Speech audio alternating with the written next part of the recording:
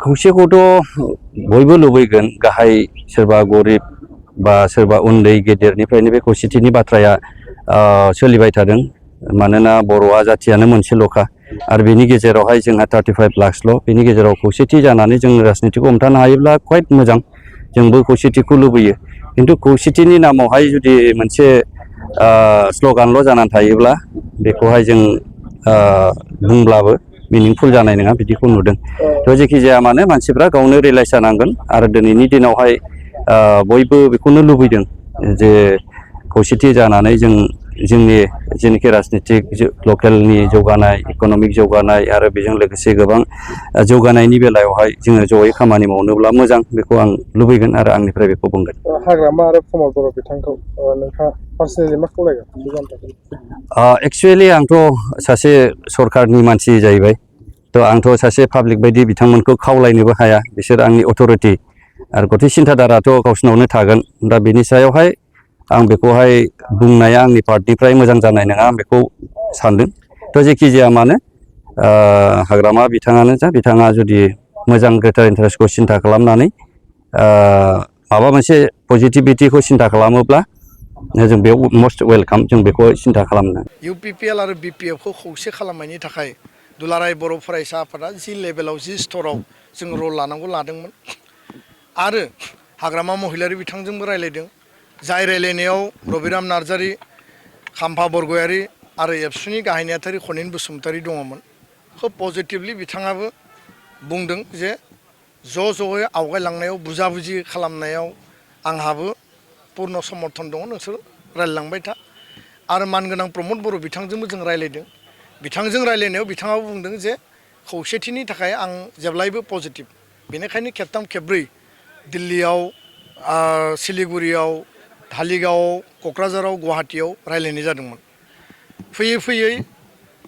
November डिसेम्बराव बे रायलायनाया माने थाबथादों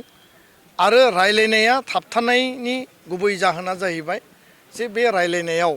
पजिटिभ मोनसे दृष्टिभंगि लानानै आवगायदोंमोनब्लाबो सिडलि बाइ इलेक्सन फैनायनि उनाव बे इलेक्सनाव बिसायख'थियाव बायदिसिना खोथा बाथ्रा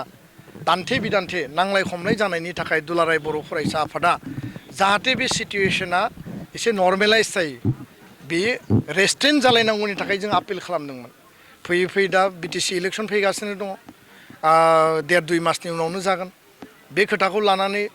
पुनर फिन हाग्रामा महिलारि BPFनि आफादगिरिया गावनि माने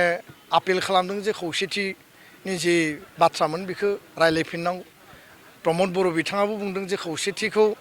खालामनोब्ला खौसेथि जुदि नांगौब्ला जोङो मोनसे फर्मुला दिहुननांगोन उरखावगोरा ब्रह्म बिथाङाबो बुंदों खाम्फा बरगयारि बिथाङाबो बुंदों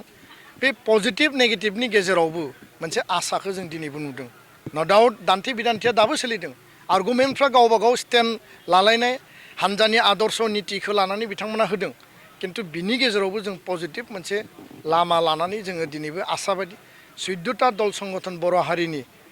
बर' थुनलाइ आफाद बारग' BLT बारग' NDFB हारिमु आफाद आइजो अनसाय आफाद गासैखौबो लानानै दुलाराय बर' फरायसा आफादा सावरायदों बयनिबो मतामता बेनो जे बर' हारिया खौसे आवगायलांनांगौ जे जोंनि आत्मनियन्त्रण सेल्फ डिटारमिनेसननि जे मोनसे अट'नमि मोनबाय BTR बे 6 सिडुलखौ जोङो मजबुतै आनसलिक शक्तिनि गेजेरावनो सामलायलांनांगौ आरो राष्ट्रीय दला जेरैबायदि जेराव मदद होनांगौ होगोन जेरैबायदि जों काउन्सिल सालायनायाव थाखा फैसा रां रुफा फाइनान्सियेल जिखिनि दिल्ली आरो दिसपुरा रेसपन्सिबिलिटि दङ बेखौ मावफुंगोन दा बेखायनो जोंनि आपिला बेनो जे जाहाथे दान्थे बिदान्थेनि गेजेराव जाहाथे आक्रमण आरो प्रत्यक्रमनि गेजेराव खौसेथिनि आधारा जेब्लाबो थायो आरो फैबाय थानाय 15 आगस्टनि उन सिगां बर'नि मोन 14 आफादफोरखौ लानानै फिन जों सावरायफिनगोन मोननैबो हान्जानिसिम जोंनि मेसेजआ क्लियार जे बबेबा नङा बबेबा स्तराव दैदेनगिरिफोरनि गेजेराव सावरायफिनलायनायनि परिबेस खालामलायनो हायो नामा आरो बे परिबेसखौ बिल्डआप खालामनायनि थाखाय बयबो जाहाथे पजिटिभलि लालायलायोब्ला आरो 30टा गुबुन गुबुन हारिनि दल संगठनफोरखौ लानानै जे CCBTR आफाद दङ बिथांमोनजोंबो जों सावरायगोन दा बेखायनो आपिला जेब्लाबो थागोन मेडियायाव जे आपिल बास्तबावबो बेनो आरो टेबोलावबो बेनो दुलाराय बर' फरायसा आफादा जोङो बुंनायनिख्रुइ प्रेक्टिकेलि बांसिन खामानि मावो आरो प्रेक्टिकेल फिल्डआव खामानि मावनो थाखाय दैदेनगिरिफ्रा मोननै दोलोनि दैदेनगिरिफ्रा टप मोस्ट लिडारफ्रा जुदि बयबो एग्रिब्ला बिथांमोना आवगायबोनांगौ जों अलवेज रेडि आरो बे खोथाखौनो आं बुंबाय जे मोननै दोलोनि दैदेनगिरिफोरनियाव बा मोनथाम दोलोनि दैदेनगिरिफोरनियाव बिनि बिबाना बिसोरनि कर्टआवसो बांसिन थागोन खारन बिथांमोननि निति आदर्श बिथांमोननि दोलोनि सिद्धान्तआ मा बुङो बे निति आदर्श दोलोनि सिद्धान्तनि सायाव सोनारगोन आरो कुनु क्षमता केन्द्रिक कुनु माने हिसाब निकासनि कन्डिशना फार्स्टआव प्रायरिटि फैनाङा फार्स्टआव सावरायनाया जाग्रोनांगौ बिनि उनावसो बाखि हिसाब निकास बाखि फर्मुला एजेन्डा खोथाया फैगोन गोजोन्थों